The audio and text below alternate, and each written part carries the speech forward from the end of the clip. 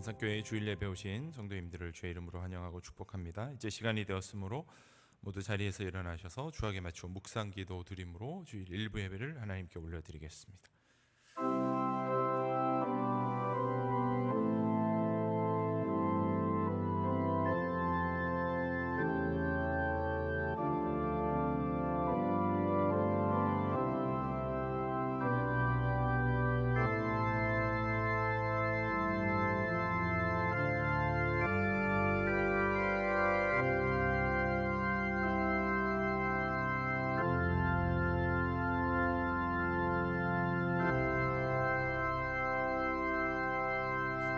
광야에서 외치는 자의 소리가 있어 이르되 너희는 주의 길을 준비하라. 그의 오실 길을 곧게 하라.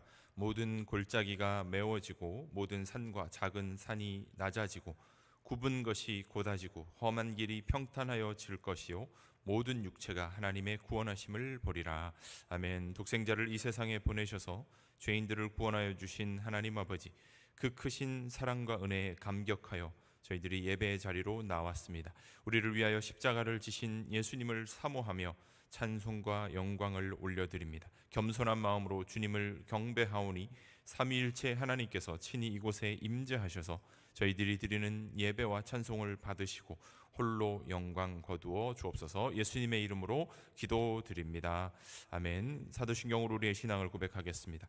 전능하사 천지를 만드신 하나님 아버지를 내가 믿사오며 그 외아들 우리 주 예수 그리스도를 믿사오니 이는 성령으로 잉태하사 동정녀 마리아에게 나시고 본디오 빌라도에게 고난을 받으사 십자가에 못 박혀 죽으시고 장사한 지 사흘 만에 죽은 자 가운데서 다시 살아나시며 하늘에 오르사 전능하신 하나님 우편에 앉아 계시다가 저리로서 산 자와 죽은 자를 심판하러 오시리라. 성령을 믿사오며 거룩한 공회와 성도가 서로 교통하는 것과 죄를 사하여 주시는 것과 몸이 다시 사는 것과 영원히 사는 것을 믿사옵나이다. 아멘. 찬송가 112장 찬송하겠습니다.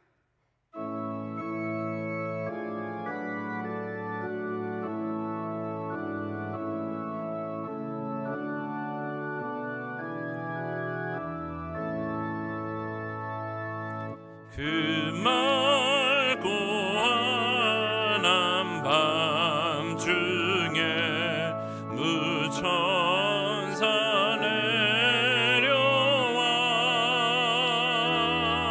그 손에 비 받들고서 다 찬송하기를 평강의 왕이 오시니 다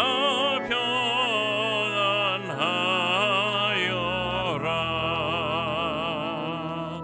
그 소란하던 세상이 다 고요하도다.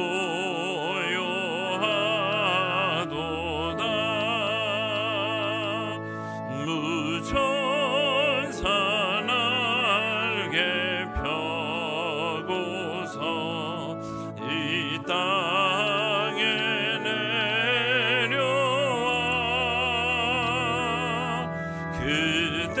그때에 부른 노래가 또다시 들리니 이 슬픔 많은 세상에 큰 위로 넘치고 온 세상 기뻐 뛰놀며 다 찬송하도다.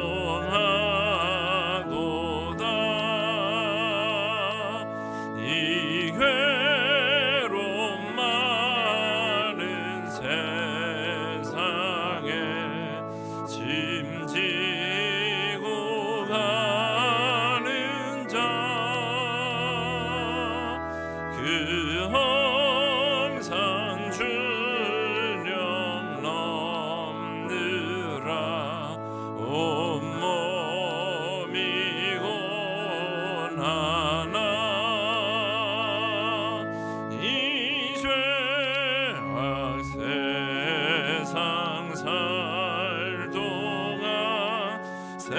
소망 가지고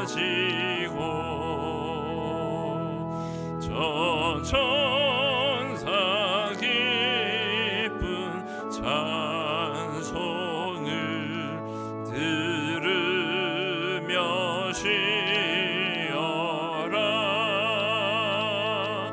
예 선지에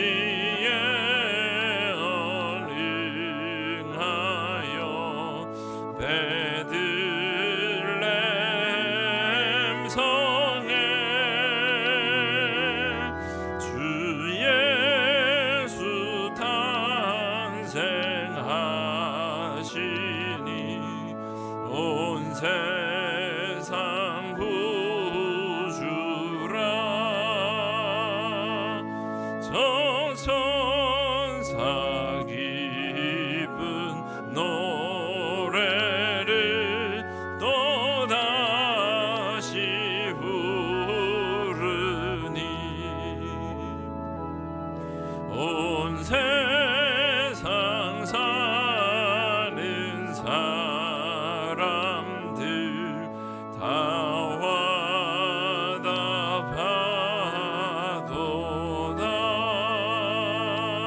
와답하도다. 모두 자리에 앉으시겠습니다. 하나님 말씀 사무엘하 20장 1절과 2절 말씀 우리 한 목소리로 같이 읽도록 하겠습니다. 마침 거기에 불량배 하나가 있으니 그의 이름은 세바인데 베냐민 사람 비그리의 아들이었더라. 그가 나팔을 불며 이르되 우리는 다윗과 나눌 분깃이 없으며 이새의 아들에게서 받을 유산이 우리에게 없도다. 이스라엘아 각각 장막으로 돌아가라 하매 이에 온 이스라엘 사람들이 다윗 따르기를 그치고 올라가 비그리의 아들 세바를 따르나 유다 사람들은 그들의 왕과 합하여 요단에서 예루살렘까지 따르니라.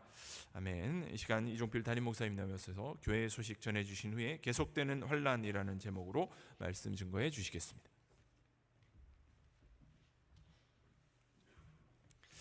우리 옆에 계신 분들과 잠시 인사하도록 하겠습니다. 우리 예수님이 당신을 위하여 이 땅에 오셨습니다. 인사하겠습니다. 우리 예수님이 당신을 위하여 이 땅에 오셨습니다. 예, 아멘. 우리 산상교회 예배 참여하신 모든 분들 주님의 이름으로 환영하고 또 축복합니다. 매주 월요일부터 금요일까지 이 자리에서 아침 7시부터 9시까지 자유롭게 기도하실 수 있고 또 수요 예배는 오전 11시에 또 금요 강해 기도회는 저녁 7시 30분에 있습니다. 많은 참여를 바랍니다. 오늘 오후 1시 15분에 산상공간에서 우리 30, 40대 모임 갖도록 하겠습니다. 그리고 1월 5일 주일 오후 1시 15분에 산상공간에서 신임 재직자 교육이 있습니다. 우리 재직자 그 신청서 내주신 분들 계시지 않습니까? 그래서 이날 한번 교육을 하는데 꼭 참여를 해주시고 교육 대상자 개별적으로 문자로 안내해 드리도록 하겠습니다.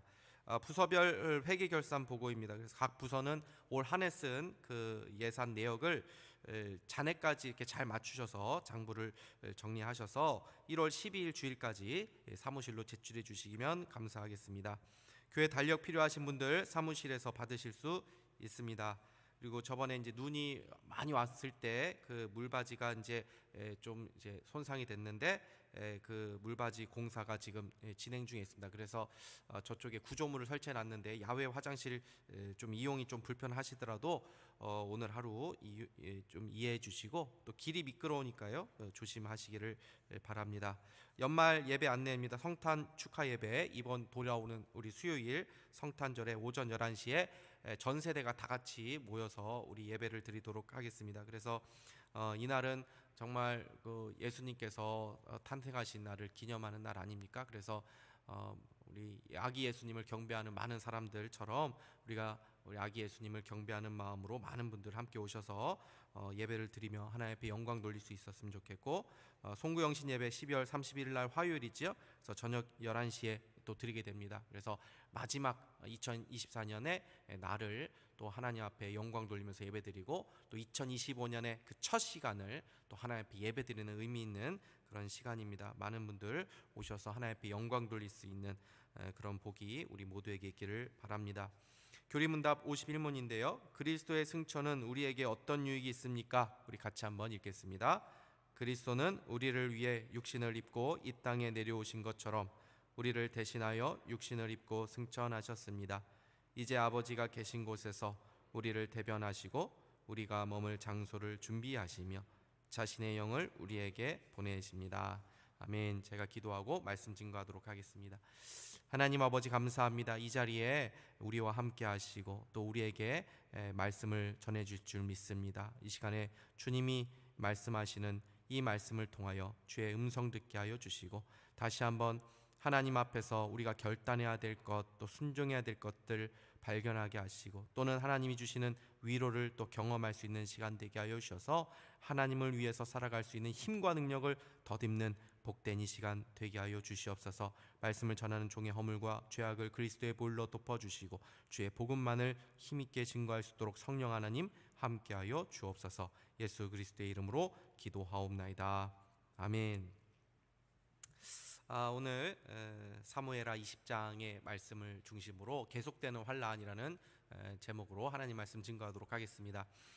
다윗이 이제 왕자로 이제 돌아오게 됩니다. 반란은 진압되었고 이제 사람들이 서로 다윗 왕을 이제 모시려고 하지요. 이제 다윗은 이제 불행 끝, 이제 행복 시작이 될 것 같았습니다. 그러나 성경은 옛날 이야기가 아닙니다. 주인공이 고생하다가 모든 역경을 다 극복하고 난 다음에 결국 행복하게 살았더래요 라고 끝나는 이야기가 아니라는 것입니다. 성경은 허구의 이야기가 아닙니다. 실제로 일어난 역사의 이야기입니다. 그래서 성경에는 우리들의 현실이 보입니다. 하나님의 사람들이 믿음으로 살아낸 삶의 이야기가 담겨 있는 것이죠. 우리는 오늘 이 본문 전에 북이스라엘 10지파와 남유다 사이에 갈등이 일어난 것을 보았습니다. 19장 43절을 보면 이렇게 되어 있죠. 이스라엘 사람이 유다 사람에게 대답하여 이르되 우리는 왕에 대하여 열목을 가졌으니 다윗에게 대하여 너희보다 더욱 관계가 있거늘 너희가 어찌 우리를 멸시하여 우리 왕을 모셔오는 일에 먼저 우리와 의논하지 아니하였느냐 하나 유다 사람의 이 이스라엘 사람들의 말보다 더 강경하였더라. 다윗 왕이 귀환을 하게 되었지만 여전히 하나 되지 못한 이스라엘 모습을 지금 보게 되는 거죠. 근데 이런 상황에서 오늘 본문 말씀이 시작되고 있는 것입니다. 1절 다시 보시면 마침 거기에 불량배 하나가 있으니 그의 이름은 세바인데 베냐민 사람 비그리의 아들이었더라. 그가 나팔을 불며 이르되 우리는 다윗과 나눌 분깃이 없으며 이새의 아들에게서 받을 유산이 우리에게 없도다. 이스라엘아 각각 장막으로 돌아가라 하매. 마침이라는 말이 무엇입니까? 이 갈등과 분열이 일어나는 그 틈 속에서 마침 세바라고 하는 사람이 일어났다는 것입니다. 이 세바 사람에 대해서 두 가지로 소개하고 있는데 하나는 불량자라고 말하고 있고 또 하나는 베냐민 사람이다 이렇게 말씀하고 있습니다. 성경이 이 사람을 처음부터 불량자라고 소개하고 있다는 것은 이미 이 사람에 대한 가치평가가 딱 내려졌다는 것입니다.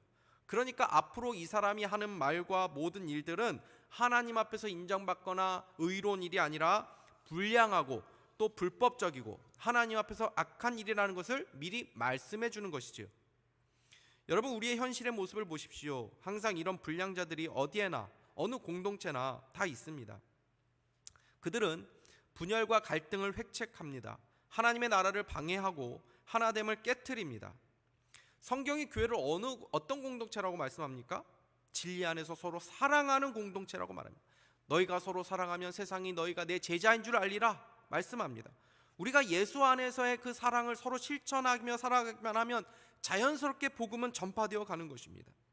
그러나 불량자들은 이 공동체를 깨트리기 위해서 늘 선동하죠.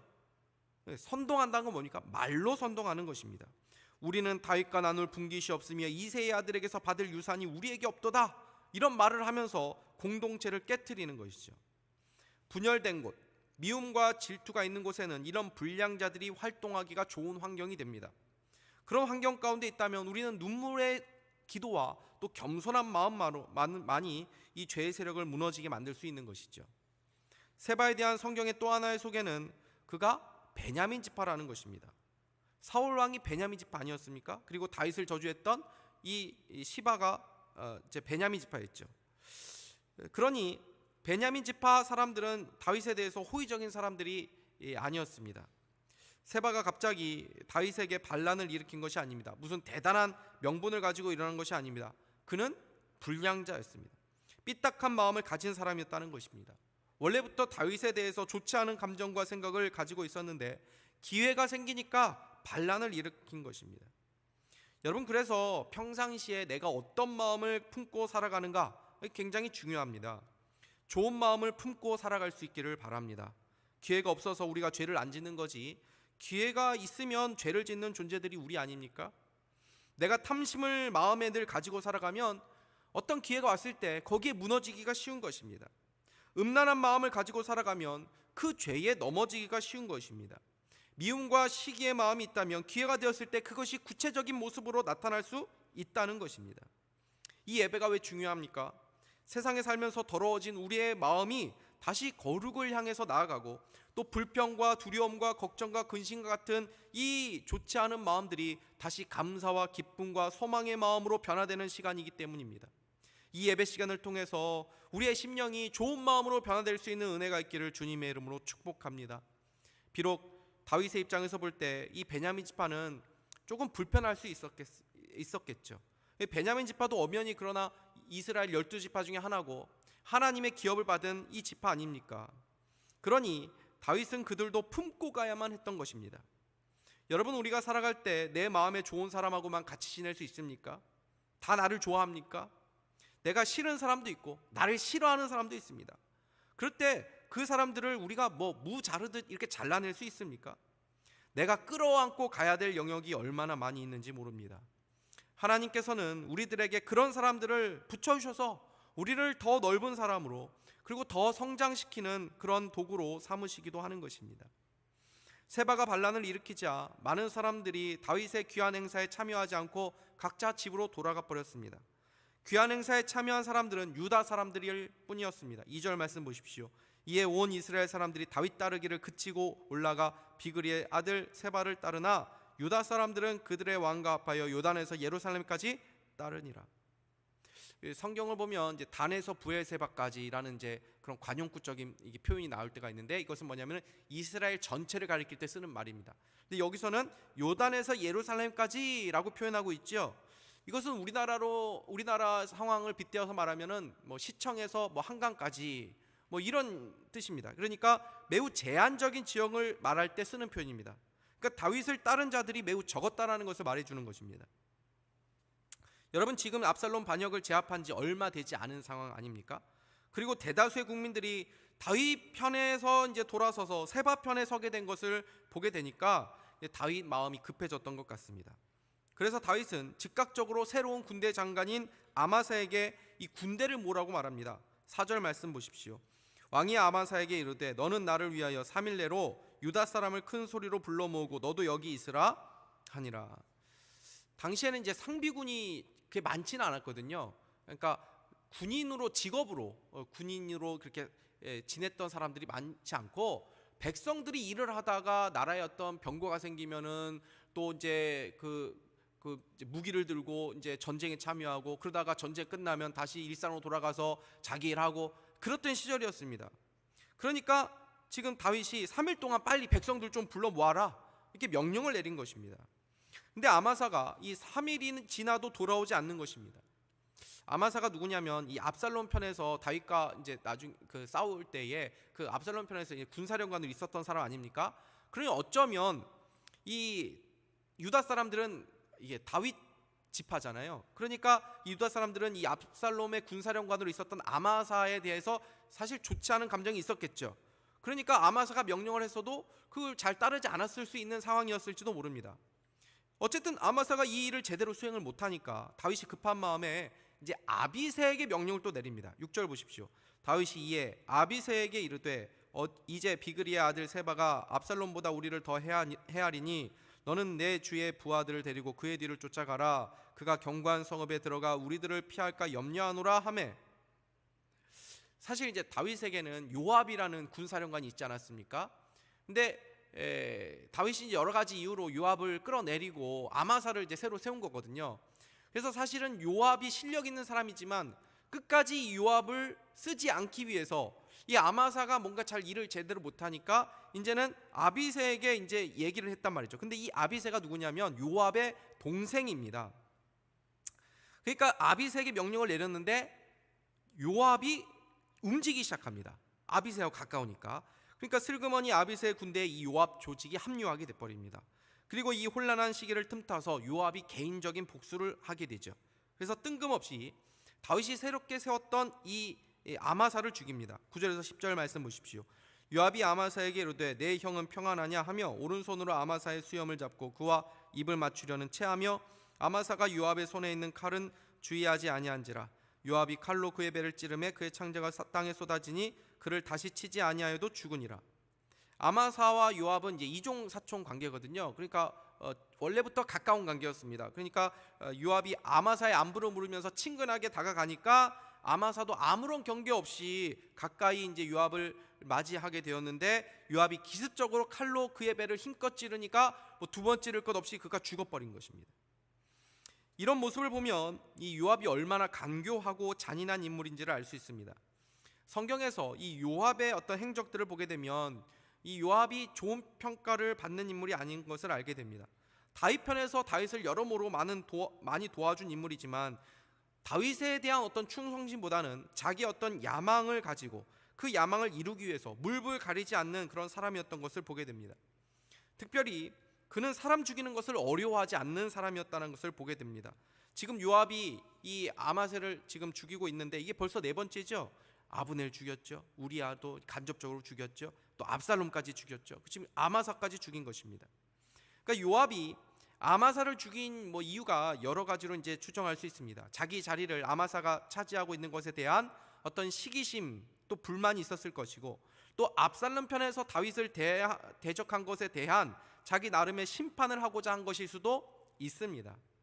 그러나 그것이 무슨 이유였던지 간에 그는 하나님께 맡기지 않고 자기의 칼로 자기가 원하는 것을 이루려고 한 사람이었다는 것입니다. 결국 그의 인생이 어떻게 맞춰지게 됩니까? 나중에 보면 반역에 가담을 해가지고 칼에 죽임을 당하게 됩니다. 예수님께서 말씀하신 대로 칼을 가지는 자 칼로 망하게 된 것이죠.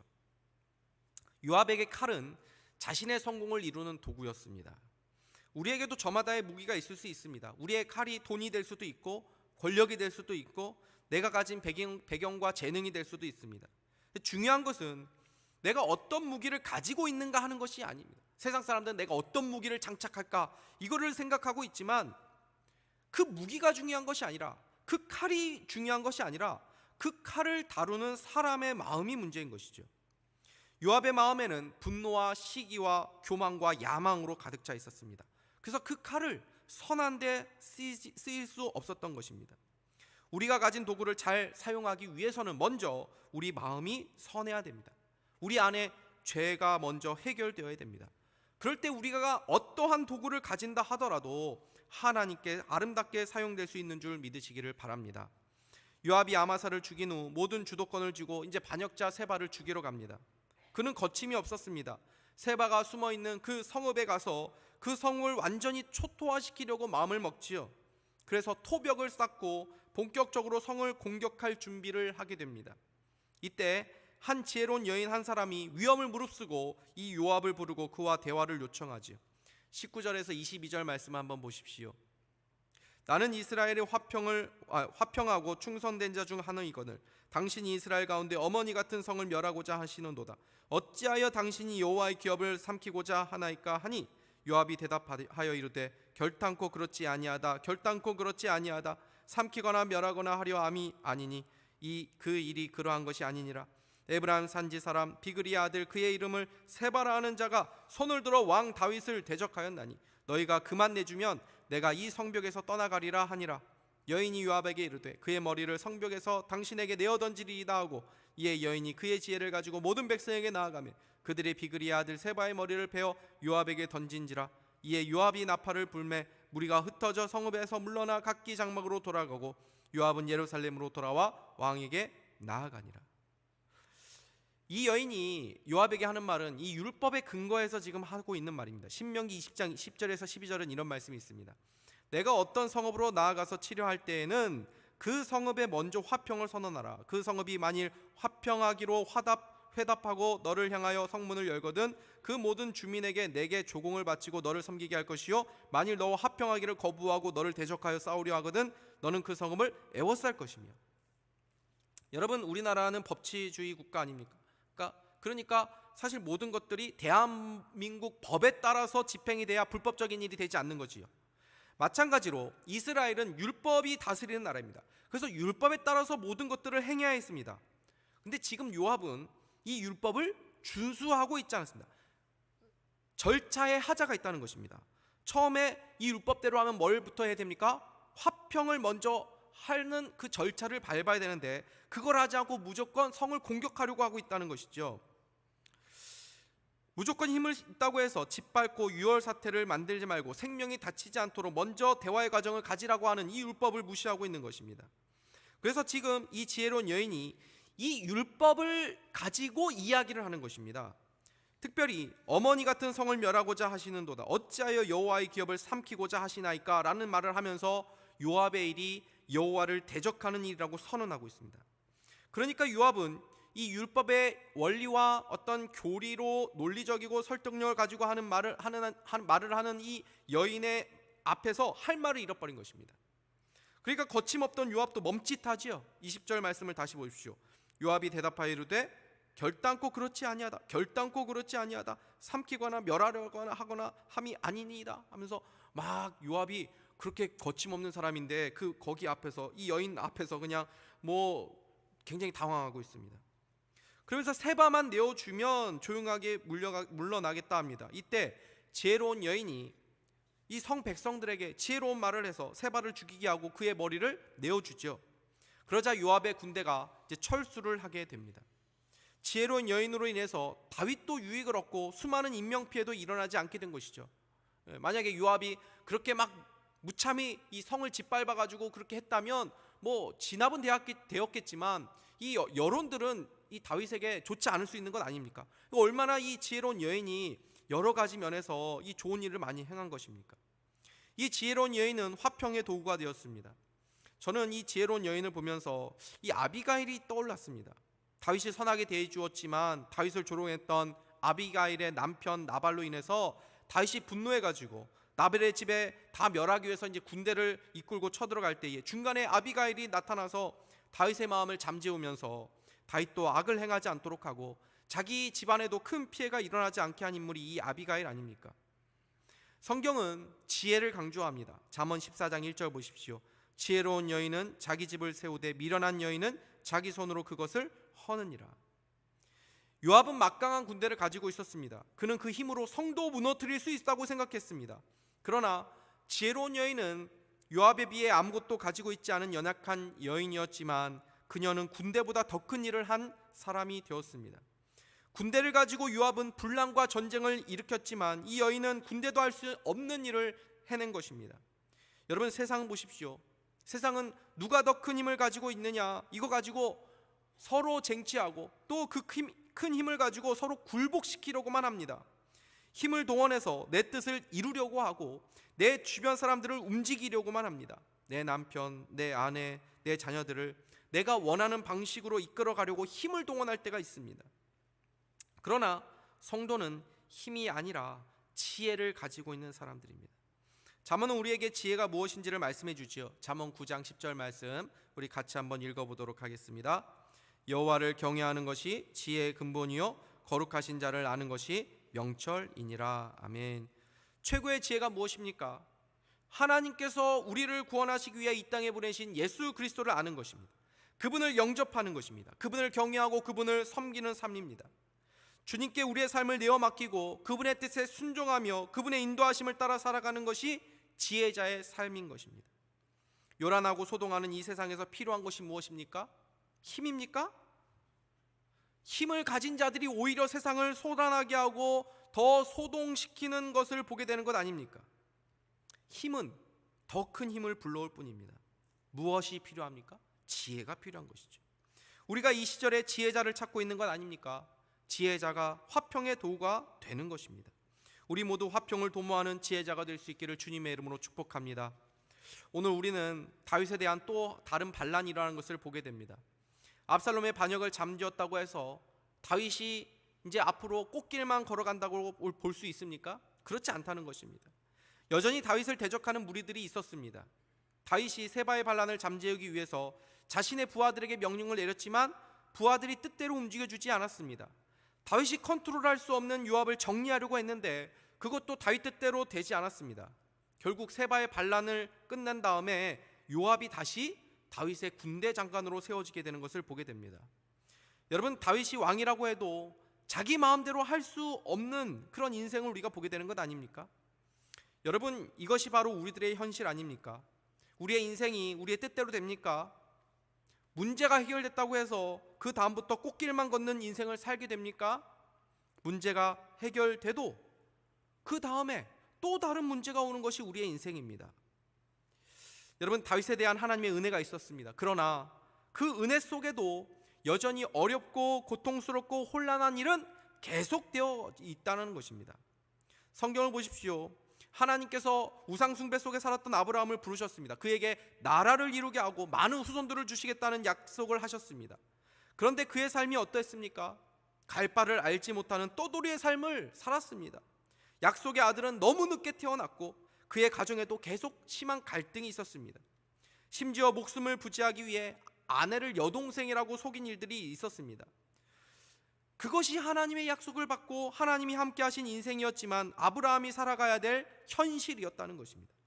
모세를 보십시오. 하나님을 직접 본 자, 하나님의 영광을 이 모세처럼 가장 깊이 가장 많이 본 사람이 어디 있습니까? 엄청난 계시를 받은 자였습니다. 지금도 모세는 가장 위대한 이스라엘의 선지자로 여기지 않습니까? 근데 그가 살아갔던 현실은 어떠했습니까? 이스라엘 모든 백성이 다 모세를 좋아했습니까? 위대한 하나님의 사람 모세조차도 백성들이 그 모세를 죽이려고 했지요. 마지막에 이 모세는 가나안 땅에 들어가지도 못했습니다. 예수님이 이 땅에 아기 예수로 오셨습니다. 근데 예수님이 살아간 이 현실은 어떠했습니까? 여전히 로마 제국이 이스라엘을 점령하고 있었고 부패한 종교인들이 여전히 백성들의 고요를 먹으며 고통스러운 현실을 살아가고 있는 것을 보게 됩니다. 예수님이 오셨다고 해서 큰 변화가 나타났습니까? 예수님과 함께 살아간 요셉과 마리아 그의 가족들이 평안하게 살아갔습니까? 오히려 예수님 때문에 도망 다녀야 되고 쫓겨야 되고 더 많은 어려움들을 겪고 살아가지 않았습니까? 가난하고 궁핍한 삶에서 그 벗어난 삶을 살았습니까? 그 현실은 그대로였습니다. 여러분, 우리의 현실은 어떻습니까? 주일이 지나면 월요일이 오죠. 주일이 얼마나 좋습니까? 예배드리고 말씀드리면 힘을 얻는다고 말씀합니다. 위로가 되고 세상의 염려, 근심이 사라지는 것 같다라고 말씀합니다. 근데 그 순간 잠시죠. 현실로 돌아오면 우리의 근심과 걱정과 두려움이 다시 찾아오는 것을 우리가 경험하게 됩니다. 예배드릴 때는 뭔가 변화가 있을 것 같고 막 그렇게 하나님의 은혜가 나에게 임해가지고 내가 뭔가 이렇게 할 수 있는 것 같은데 내 직장, 내 가정에 돌아가면 그 현실의 벽은 여전히 나 앞에 떡 버티고 서 있습니다. 변함이 없을 것 같습니다. 여전히 힘들고 어렵고 변함없는 현실을 보게 되는 것입니다. 그러면서 실망감도 들기도 하고 하나님의 약속의 말씀이 공허하게 느껴지기도 하는 것이죠. 그것이 우리의 현실입니다. 오늘 본문은 우리에게 이 현실을 보여주고 있다는 것입니다. 신앙생활은 뜬구름 걷는 그런 삶이 아니라는 것입니다. 압살롬의 반역이 끝났다고 다윗의 인생이 꽃길만 걸어가는 인생이 아니라는 것입니다. 또 다른 반란이 일어나고 여전히 다윗을 대적하는 무리들은 건재하다는 것입니다. 그렇다고 다윗의 인생이 하나님의 은혜가 없다는 것입니까? 아니라는 것입니다. 우리가 고통스러워하는 현실도 우리가 잠시 기쁨과 은혜를 누리는 시간도 모두 하나님의 손 안에 있는 현실들입니다. 우리가 찬양 부르죠. 한없는 주의 은혜 온 세상 위에 넘칩니다. 가릴 수 없는 주 영광 온 땅에 충만합니다. 우리가 원하지 않는 상황도 우리가 아파하는 현실도 우리가 잠시 누리는 그 기쁨과 감사함과 은혜의 순간도 모두 다 하나님의 현실, 하나님의 영광 가운데 있다는 것입니다. 세상은 고진감래, 고난 끝에 즐거움이 온다라고 말하면서 고난을 나쁜 것으로 생각을 합니다. 그러나 신자들은 고난을 바라보는 관점, 우리의 현실을 바라보는 관점이 다릅니다. 우리는 고난이 지나가면 복이 온다고 믿는 것이 아니라 그 고난 속에 하나님의 은혜를 발견하고 믿음으로 그 고난을 이길 힘을 누리며 살아가는 것입니다. 1년 한 해를 돌아보십시오. 어쩌면 기쁘고 감사한 일보다 지난하고 피곤하고 지치고 힘든 일들이 더 많았던 우리의 현실을 보게 되지 않습니까? 그러나 하나님은 오늘 이 예배를 통해서 그 속에도 하나님의 말할 수 없는 은혜가 있었고 그 모든 시간이 바로 하나님의 시간이었다라고 말씀하고 계십니다. 그 모든 삶 속에 믿음으로 하나님의 은혜를 발견하고 다가올 시간을 소망으로 바라보고 주님과 동행하는 삶을 살아가는 자들이 지혜로운 사람들입니다. 오늘도 이 말씀 붙잡고 우리의 모든 현실 속에서 하나님의 은혜와 영광을 발견하며 믿음으로 살아가는 저와 여러분 다 될 수 있기를 주님의 이름으로 축복합니다. 기도하겠습니다. 하나님 아버지 감사합니다. 오늘도 말씀을 통해서 우리가 살아가야 될 현실 속에서 우리가 어떠한 모습으로 또 어떠한 신앙의 관점으로 살아가야 되고 또 바라봐야 될지를 깨닫게 하여 주신 것을 감사합니다. 하나님 아버지, 이 믿음을 가지고 우리가 처해 있는 현실 속에서 하나님의 은혜를 발견하며 감사함으로 또 소망을 가지고 믿음으로 담대히 살아가는 우리 모두가 다 될 수 있도록 인도하여 주옵소서. 감사드리며 예수 그리스도의 이름으로 기도하옵나이다. 아멘. 찬송가 486장 찬양하도록 하겠습니다.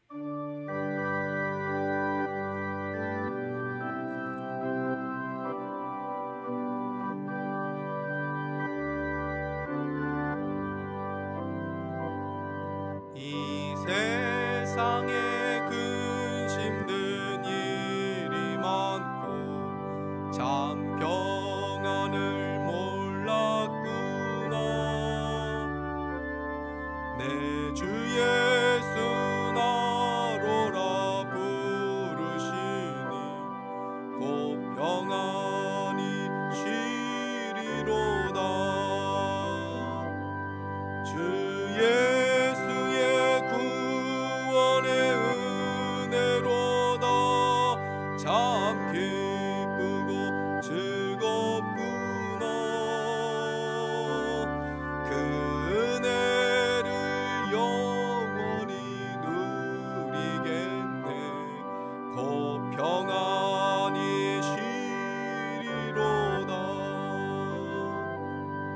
이 세상에 곤고한 일이 많고 참 쉬는 날 없었구나.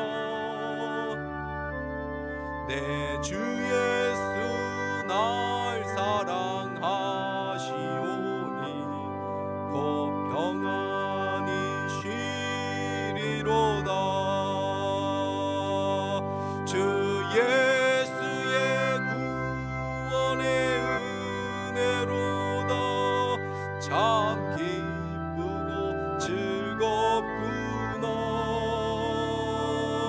그 은혜를 영원히 누리겠네. 곧 평안히 쉬리로다. 이 세상에 죄악된 일이 많고 참 죽을 일 쌓였구나. 내 주 예수 날 건져주시오니 곧 평안히 쉬리로다. 주 예수의 구원의 은혜로다. 참 기쁘고 즐겁구나. 그 은혜를 영원히 누리겠네. 곧 평안히 쉬리로다. 일어나셔서 봉헌하도록 하겠습니다.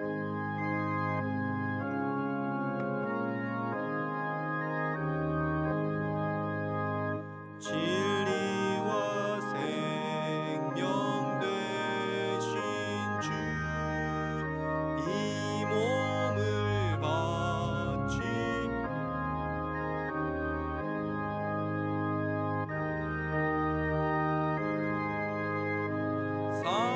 사랑의 한 마음 되게 하소서.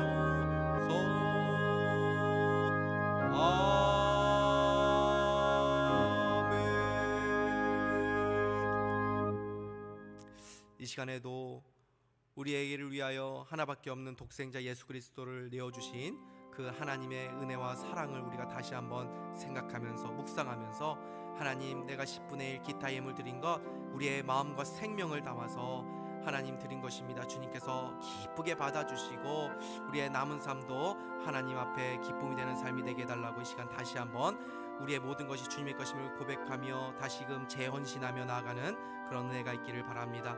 또 말씀을 붙잡고 이 시간 기도하도록 하겠습니다. 다윗의 이야기 속에 우리는 우리의 현실을 보게 되지요. 하나님의 손 안에 있는 인생이었지만, 믿음의 삶을 살아간 인생이었지만, 하나님의 은혜가 함께하는 인생이었지만 그의 삶에도 그치지 않는 고난과 어려움이 있었던 것을 보게 됩니다. 하나님, 이것이 우리가 살아가는 현실입니다. 그러나 이 현실도 하나님의 손 안에 있는 현실임을 또한 보게 됩니다. 하나님의 영광은 온 땅 위에 충만하고 하나님의 은혜는 우리의 삶에 충만함을 고백합니다. 이 믿음으로 우리에게 주어진 현실을 바라보게 하시고 하나님의 은혜에 감사하며 살아가는 인생 되게 하여 주옵소서. 화평을 이루는 지혜를 우리에게 허락하여 주시옵소서. 이 시간에 말씀을 붙잡고 결단하면서 또 우리가 고백해야 될 죄의 고백들이 있다면 회개하면서 또 우리의 기도 제목을 가지고 함께 기도하는 시간 갖도록 하겠습니다. 기도하시겠습니다. 하나님 아버지, 감사합니다. 이 시간에도 하나님, 다윗의 삶의 이야기 속에 우리의 삶의 이야기들을 보게 됩니다. 우리의 현실을 보게 됩니다. 여전히 지치고 고단하고 하나님 아버지, 해결이 되지 않는 것 같은 이 현실 속에서 지치고 낙심할 때도 있고 하나님의 약속이 공허하게 느껴지는 하나님 우리의 모습이 있습니다. 그러나 하나님, 오늘 말씀을 통해서 그러한 현실 가운데도 하나님의 영광이 충만하고 하나님의 은혜가 우리와 함께하고 있음을 주님께서 말씀해 주셨사오니 하나님 아버지, 이 현실을 우리가 하나님 우리의 육신의 눈으로 바라보지 않게 하여 주시고 우리의 하나님 아버지 죄성으로 하나님 아버지 그대로 보는 것이 아니라 하나님 믿음의 눈으로 바라보며 하나님의 은혜를 발견하며 또 소망으로 나아갈 수 있는 믿음의 사람들 될 수 있도록 하나님 은혜를 더하여 주시옵소서. 어떠한 현실 가운데 있더라도 하나님 아버지, 거기에 우리가 낙망하고 실망하지 않게 하여 주시고 하나님의 약속을 굳게 붙잡고 믿음의 길을 끝까지 걸어갈 수 있는 은혜를 우리에게 허락하여 주시옵소서. 하나님을 기다리고 하나님을 바라보며 하나님의 구원을 하나님 경험할 수 있는 우리의 삶이 되게 하여 주시고 하나님, 우리의 자녀들, 우리의 가정 가운데도 하나님의 구원하심을 경험할 수 있는 복된 시간 되게 하여 주시옵소서. 하나님 아버지, 우리에게 지혜를 허락하여 주시기 원합니다. 힘을 추구하는 이 세상 가운데 하나님 지혜자가 되게 하여 주셔서 우리의 삶 가운데, 우리의 가정 가운데, 우리가 있는 주변의 사람들에게 화평의 도구로 쓰임받을 수 있도록 하나님 아버지 인도하여 주시옵소서. 이 시간에도 하나님, 간절한 기도의 제목을 가지고 주님 앞에 기도하는 우리 성도들의 기도를 주님께서 응답하여 주시고 하나님 강건하게 하시고 저들의 앞길을 인도하여 주시며 또 슬픈 마음이 하나님 기쁨의 마음으로, 낙심의 마음이 또 소망의 마음으로 하나님께서 다시 한번 이 거칠고 험난한 세상과 현실 가운데 믿음으로 살아갈 수 있는 새 힘과 새 능력을 더입혀 주시고 하나님 소망 가운데 나아갈 수 있는 하나님 우리 성도들 다 될 수 있도록 하나님 아버지 축복하여 주시옵소서.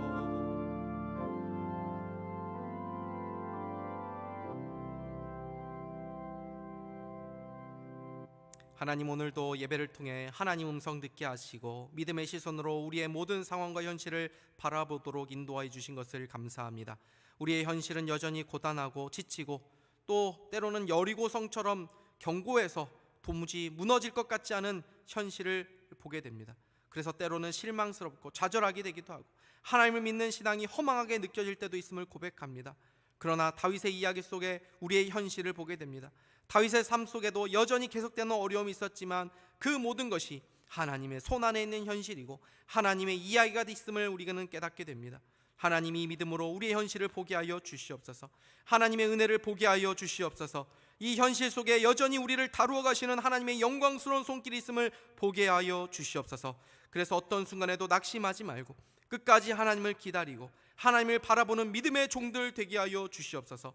하나님, 요란하고 소란한 이 시대 속에 힘 있는 자들이 해결할 수 없고 오히려 더 갈등과 반목을 일으키는 것을 보게 됩니다.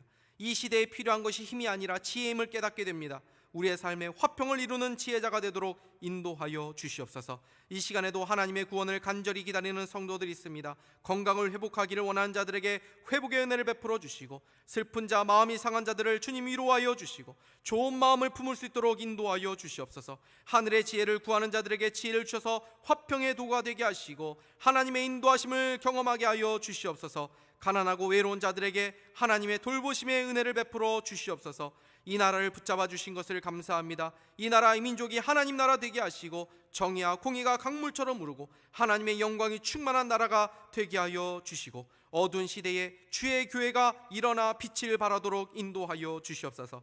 이 시간 주님께 우리의 마음을 담아 예물 드립니다. 이 예물과 우리의 삶이 주님의 기쁨 되게 하시고, 주의 나라와 영광을 나타내며 영혼을 살리는 귀한 도구 되도록 인도하여 주시옵소서. 한 주간도 성육신으로 이 땅에 오신 주님의 마음을 품고 하나님의 거룩과 뜻을 이루는 저희들 되게 하여 주시기를 원하오며, 이 모든 말씀 우리를 구원하신 우리 구주 예수 그리스도의 이름으로 기도하옵나이다. 아멘. 이제는 우리 구주 예수 그리스도의 신실하신 은혜와 하나님의 말로 다할 수 없는 사랑하심과 성령의 감화 감동 교통 충만 역사 위로하심이 우리의 현실 속이 하나님의 현실이 담겨져 있음을 우리가 기억하며, 하나님의 은혜가 우리 가운데 있음을 기억하며, 어떤 순간에도 어떤 현실 가운데도 낭망하지 않고 믿음으로 끝까지 힘껏 살아가리라 다짐하며 나아가는 주의 모든 성도들 머리머리 위에, 저들의 가정과 자녀들과 또 저들의 생업과 유신학원, 또 이 나라 이 민족 위에 이제로부터 영원토록 함께 계시기를 간절히 축원하옵나이다. 아멘.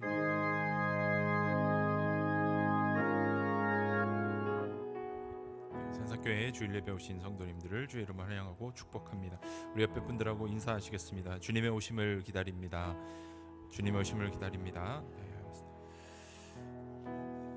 이 시간 우리가 함께 기도하며 나가기를 원합니다. 예수님께서 하늘 보좌를 버리시고 낮고 천한 세상에 오셔서 우리와 같이 인간의 모습으로 오셨지만, 우리는 예수님의 모습과 정반대로 높아지기만을 원했습니다. 인류의 가난과 연약함을 온몸으로 감당하시기 위해서 말구에서 나셨는데, 저희들은 좀 더 편한 자리, 권세 있는 자리를 차지하기 위해서 이웃을 무시하며 형제에게 상처를 주었습니다.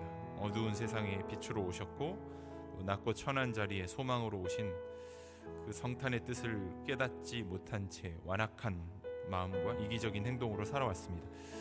이 시간 주님, 우리의 이 모든 죄와 허물을 용서해 주시옵소서. 이 시간 우리가 드려지는 예배가 겸손한 마음으로 하나님께 나아가는 그런 예배가 되도록, 예배를 돕는 손길과 순서 맡은 이들, 그리고 말씀 전하시는 담임 목사님을 위해서 함께 합심으로 기도하며 나가겠습니다. 하나님 감사합니다. 하늘의 높은 보좌를 버리시고 낮고 천한 세상에 자기를 비우시고 인간의 모습으로 오셨지만, 우리는 주님과는 전혀 정반대의 삶을 살았습니다. 인류의 가난과 연약함을 온몸으로 감당하시기 위해 말구에서 태어났지만, 저희들은 더 편한 자리, 권세 있는 자리를 차지하기 위해서 이웃을 무시하며 상처를 주었습니다. 주님, 우리의 이런 완악한 마음, 이기적인 행동 주님 용서하여 주시고, 겸손한 마음으로 하나님께 온전히 나아가는 예배의 시간 되도록 인도하여 주시옵소서. 예배를 돕는 손길과 또 말씀 전하신 목사님 가운데 성령의 능력으로 함께하여 주시옵소서. 주님 감사합니다.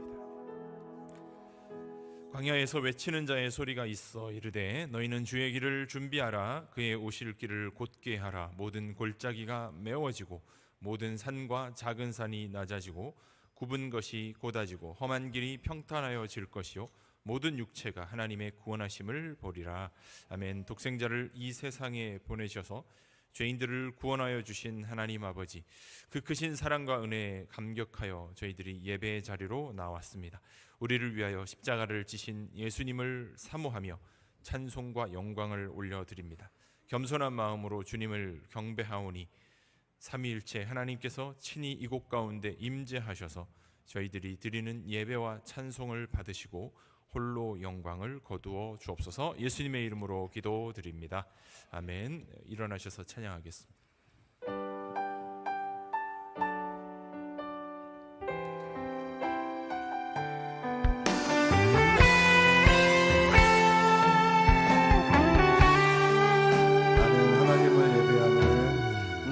나는 하나님을 예배하는 예배자입니다. 내가 서 있는 곳 어디서나 하나님을 예배합니다. 내 영혼 거룩한 은혜를 향하여 내 마음 완전한 하나님 향하여 이곳에서 바로 이 시간 하나님을 예배합니다. 나는 하나님을 예배하는 나는 하나님을 예배하는 예배자입니다. 내가 서 있는 곳 어디서나 하나님을 예배합니다. 내 영혼 거룩한 은혜를 향하여 내 마음 완전한 하나님 향하여 이곳에서 바로 이 시간 하나님을 예배합니다. 내 영혼 거룩한 내 영혼 거룩한 은혜를 향하여 내 마음 완전한 하나님 향하여 이곳에서 바로 이 시간 하나님을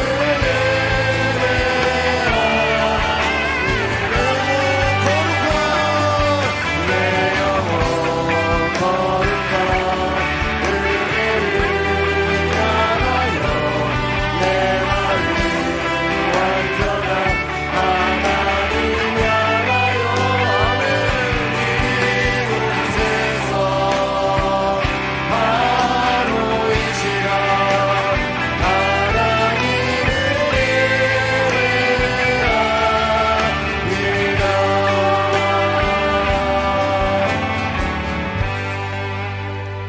예배합니다. 함께 십계명 고백하겠습니다. 제1은 너는 나 외에는 다른 신들을 내게 두지 말라. 제2는 너를 위하여 새긴 우상을 만들지 말고. 제3은 너는 내 하나님 여호와의 이름을 망령되게 부르지 말라. 제4는 안식일을 기억하여 거룩하게 지키라. 제5는 내 부모를 공경하라. 제6은 살인하지 말라. 제7은 간음하지 말라. 제8은 도적질하지 말라. 제9는 내 이웃에 대하여 거짓 증거하지 말라. 제10은 내 이웃의 집을 탐내지 말라. 아멘. 자리에 앉으시겠습니다.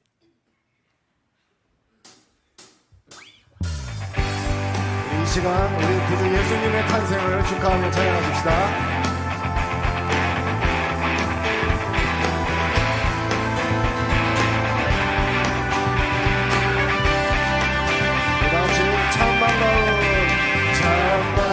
참반가운 성도여 다 이리 와서 베들레헴 성 안에 가봅시다.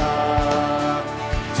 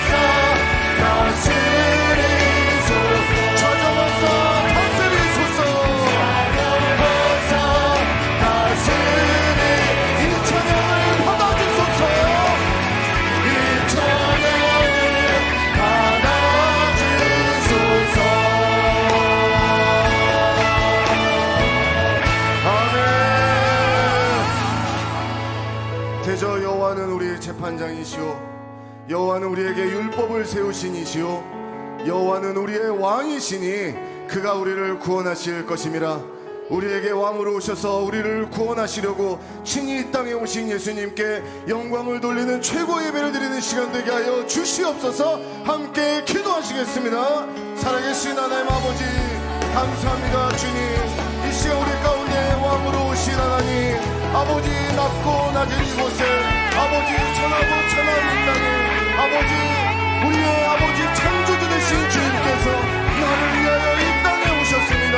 아버지 저 산 위에 올라 아버지 주께서 나를 위하여 이 땅에 오셨다고 우리가 선포하며 목소리를 높이며 주님께 큰 영광 돌리는 귀한 예배 시간 되게 하여 주시옵시고, 아버지 우리가 찬양을 멋짐으로 보여드리는 주님의 옆에 아버지의 찬양을 받아 주시옵소서.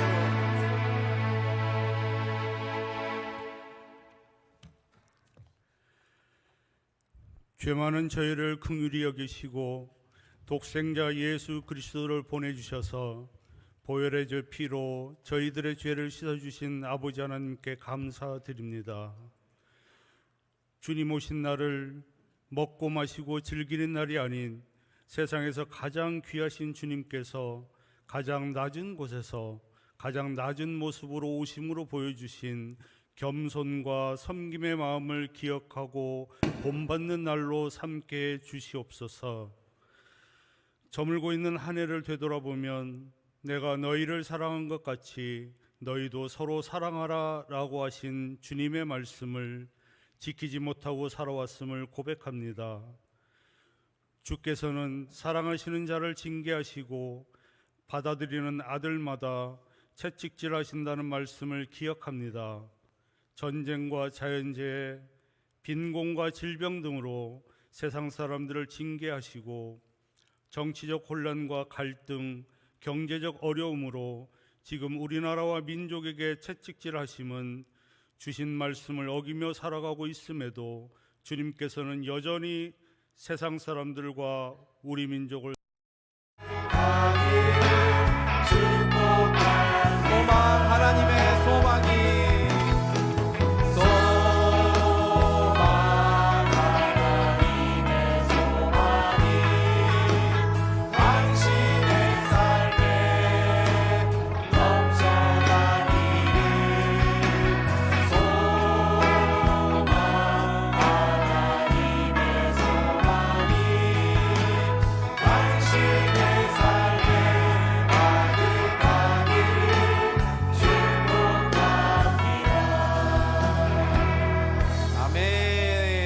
계신 분들에게 이렇게 인사하겠습니다. 주님이 당신을 위하여 이 땅에 오셨습니다. 주님이 당신을 위하여 이 땅에 오셨습니다. 아멘. 예배 때 이런 적이 잘 없었는데 저번에도 그 예배 관련돼서 설교하면서 제가 말씀드린 것으로 기억이 납니다. 여러분, 어떤 시스템이나 이런 것이 없어도 예배는 얼마든지 더 드릴 수 있는 것입니다. 하나님 영이시니 예배하는 자가 신령과 진정으로 예배 드릴지니라. 아멘. 이럴 때일수록 더욱더 하나님 앞에 집중하여 예배 드릴 수 있기를 바랍니다. 제가 이렇게 무선 마이크 드니까 무슨 그 부흥 강사하는 것 같죠? 더 좋네요, 그죠? 오늘 주보를 참고하시면은 오늘 산상교회 우리 주일 예배 오신 모든 분들을 주님의 이름으로 환영하고 축복합니다. 한번 주보 제가 없는데 한번 넘겨주시겠어요? 예. 월요일부터 금요일까지 7시부터 우리 9시까지 개인의 시간에 따라서 이 자리에서 우리 기도할 수 있고, 수요일 날에는 오전 11시에 금요 강의 기도회는 7시 30분에 있습니다. 더욱더 우리가 기도해야 될 때인데 많은 분들 오셔서 참여해 주시면 감사하겠습니다. 예, 오늘 오후 1시 15분에 산상공간에서 우리 30대 40대 모임 갖도록 하겠습니다. 많은 분들이 참여해 주시면 감사하겠습니다. 1월 5일 날 주일 오후 1시 15분에 우리 산상공간에서 신임 재직자 교육이 있습니다. 우리 재직 신청해 주신 분들 계시죠? 그래서 개별적으로 다 이제 연락을 드릴 텐데 한 번 이날 재직 교육을 할 것입니다. 꼭 참석해 주시기를 부탁을 드립니다. 부서별 회계 결산 보고 안내입니다. 그래서 잔해까지 잘 맞추셔가지고 우리 12일까지 우리 장부들을 제출해 주시면 감사하겠습니다. 교회 달력 필요하신 분들 우리 사무실에서 받아가시면 되겠습니다. 물바지 공사가 지금 진행되고 있습니다. 눈이 많이 와가지고 그때 이제 조금 손상이 된 곳에 다시 보수를 하고 있는데, 우리 구조물이 있습니다. 근데 그 사이에서 이렇게 야외 그 화장실까지 가실 수가 있는데 길이 미끄러우니까 여러분들이 좀 주의하시면서 오늘 그렇게 이해해 주시면 감사하겠습니다. 연말 예배 안내입니다. 성탄 축하 예배 이번 주 돌아오는 수요일 날 25일 날 우리 오전 11시에 우리 전 세대가 함께 모여서 우리를 위해서 이 땅에 오신 예수 그리스도를 경배하는 날입니다. 너무나도 참 뜻깊고 복된 시간 아닙니까? 아기 예수를 경배했던 사람들처럼 우리가 이날 함께 와서 아기 예수님을 경배하고 하나님 앞에 영광 돌릴 수 있기를 바라고, 또 송구영신 예배는 우리 31일 날 오후 11시에 우리 또 다 같이 모여서 드립니다. 2024년도 마지막 시간을 하나님 앞에 감사로 영광 돌리고, 또 2025년도 첫 시간을 또 하나님 앞에 예배 드리면서 영광 돌릴 수 있는 뜻깊은 날인데, 우리 많은 성도님들 또 참여해 주시면 감사하겠습니다. 우리 그 교리문답 51문인데요. 그리스도의 승천은 우리에게 어떤 유익이 있습니까? 우리 같이 한번 읽겠습니다. 그리스도는 우리를 위해 육신을 입고 이 땅에 내려오신 것처럼 우리를 대신하여 육신을 입고 승천하셨습니다. 이제 아버지가 계신 곳에서 우리를 대변하시고 우리가 머물 장소를 준비하시며 자신의 영을 우리에게 보내주십니다. 아멘. 자, 기도하고 하나님 말씀 증거하도록 하겠습니다. 하나님 아버지 감사합니다. 우리로 하여금 하나님의 말씀을 들을 수 있는 복된 이 자리 가운데 인도해 주셔서 주의 음성을 들을 수 있도록 인도해 주시고, 또 말씀을 통해서 다시 한번 새 힘과 새 능력을 덧입을 수 있도록 하나님께서 은혜 베풀어 주시니 감사합니다. 하나님의 말씀이 임할 때에 하나님 슬픈 마음 있는 자 위로받게 하여 주시고, 또 하나님 방황하는 자들 답을 찾게 하여 주시고, 또 이 세상 가운데 지쳐있고 목마른 영혼들이 해가람을 얻고 또 새 힘을 얻고 또 나아갈 방향을 붙잡고 힘있게 일어날 수 있는 복된 시간 되도록 은혜를 베풀어 주시옵소서. 말씀을 전하는 종의 허물과 죄악을 그리스도의 보혈로 덮어주시고 오직 주의 말씀만을 힘있게 증거할 수 있도록 성령 하나님 함께하여 주옵소서. 예수 그리스도의 이름으로 기도하옵나이다. 아멘. 오늘 사무엘하 20장의 말씀을 가지고 우리 계속되는 환란이라는 제목으로 하나님 말씀 증거하도록 하겠습니다. 다윗이 왕자로 돌아오지 않았습니까? 반란이 진압되었고 사람들이 서로 다윗 왕을 이제 모셔가려고 하는 상황입니다. 이제 다윗은 불행 끝, 이제 행복 시작인 것처럼 보입니다. 그러나 성경은 옛날 이야기가 아니지요. 주인공이 고생하다가 역경을 극복하고 결국 행복하게 살았대요로 끝나는 이야기가 아닙니다. 성경은 허구의 이야기가 아닙니다. 실제로 일어난 역사를 기록한 책입니다. 그래서 성경에는 우리들의 현실이 보이는 것입니다. 하나님의 사람들이 믿음으로 살아낸 삶의 이야기가 성경에 있는 것입니다. 우리는 오늘 본문 전에 북이스라엘의 이 10지파 그리고 남유다 사이에 갈등이 일어나고 있는 것을 지난주에 살펴보았죠. 19장 43절은 이렇게 되어 있습니다. 이스라엘 사람이 유다 사람에게 대답하여 이르되 우리는 왕에 대하여 열목을 가졌으니 다윗에게 대하여 너희보다 더욱 관계가 있거늘 너희가 어찌 우리를 멸시하여 우리 왕을 모셔오는 일에 먼저 우리와 의논하지 아니하였느냐 하나 유다 사람의 이 이스라엘의 사람 말보다 더 강경하였더라. 다윗 왕이 귀환하게 되었지만 여전히 하나 되지 못한 이스라엘의 이 갈등의 모습을 우리가 보게 되는 것이죠. 근데 이런 상황에서 오늘 본문 말씀이 시작되고 있습니다. 1절을 다시 한번 보십시오. 마침 거기에 불량배 하나가 있으니 그의 이름은 세바인데 베냐민 사람 비그리의 아들이었더라. 그가 나팔을 불며 이르되 우리는 다윗과 나눌 분깃이 없으며 이새의 아들에게서 받을 유산이 우리에게 없도다. 이스라엘아 각각 장막으로 돌아가라 하매. 마침이라는 말이 무슨 말입니까? 이렇게 갈등이 있는 상황에서 마침 세바라고 하는 사람이 일어났다는 것입니다.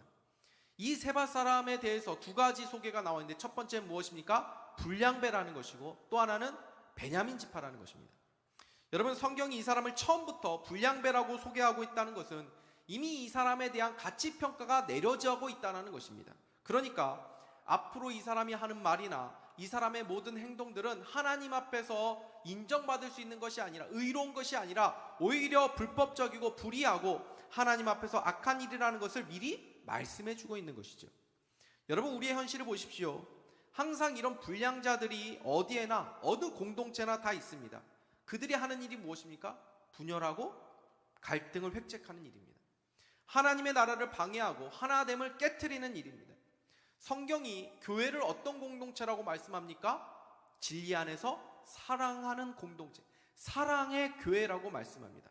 너희가 서로 사랑하면 세상이 너희가 내 제자인 줄을 알리라. 여러분, 우리 교회가 뭐 복음 전파를 위해서 뭐 열심히 뭐 나가서 뭐 하는 것도 중요하지만 교회 안에 맨날 시끄럽고 갈등이 있다면 그 성도들이, 그 새로운 사람들이 와서 그 새로운 사람들을 받아줄 수가 있겠습니까? 교회가 서로 주님의 사랑으로 사랑하기만 하면 세상은 자연스럽게 교회가 하나님의 교회구나, 예수 그리스도의 제자 공동체구나 라는 것을 알 수밖에 없다라는 것입니다. 그러나 불량자들은 그 공동체를 깨뜨리기 위해서 늘 선동합니다. 이 사람은 일어나서 선동의 말을 하죠. 우리는 다윗과 나눌 분깃이 없으므로 이세 아들에게서 받을 유산이 우리에게 없도다. 말로 선동해서 그 공동체를 깨뜨리는 것입니다. 분열된 곳, 미움과 질투가 있는 곳에는 이런 불량자들이 활개치기 좋은 환경이 됩니다. 그런 환경 가운데 있다면 우리는 눈물로 드리는 기도와 겸손한 마음으로 죄의 세력을 무너지게 해야 하는 것입니다. 세바에 대한 성경의 또 하나의 소개가 무엇이었습니까? 베냐민 지파 사람이라는 것이죠. 사울 왕이 베냐민 지파 아닙니까? 그리고 다윗을 저주했던 이 시므이라는 인물, 이 사람도 베냐민 지파 사람이었습니다. 그러니 베냐민 지파는 원래부터 이 다윗에 대해서 그렇게 호의적인 사람들이 아니었던 것 같습니다. 세바가 갑자기 다윗에게 반란을 일으킨 것이 아닙니다. 무슨 대단한 명분을 가지고 일어난 것이 아닙니다. 그는 불량자였습니다. 삐딱한 마음을 가진 사람이었다는 것입니다. 원래부터 다윗에 대해서 좋지 않은 감정과 생각을 가지고 있었는데 기회가 생기니까 반란을 일으킨 것입니다.